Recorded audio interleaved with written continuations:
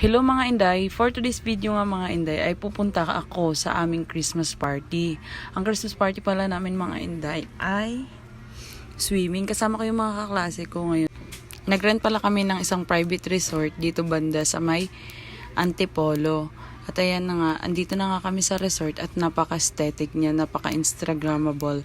Sobrang ganda, sobrang relaxing at refreshing dahil nasa bundok na siya.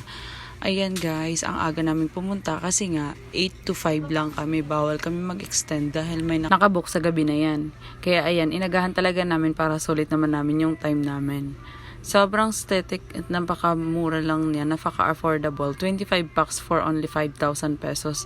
Lahat na kami nun guys, nagambagan kami, bali tagto 250 lang kami. Sobrang saya lang ng araw na to kasi natapos na rin namin yung first sem namin sa third year.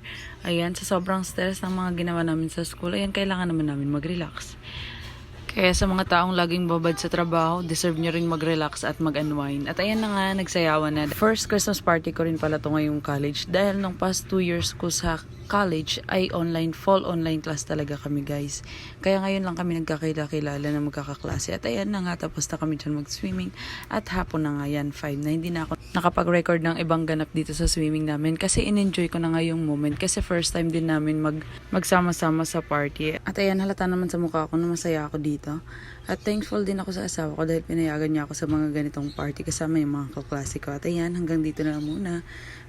Bye mga Inday! See you on my next video!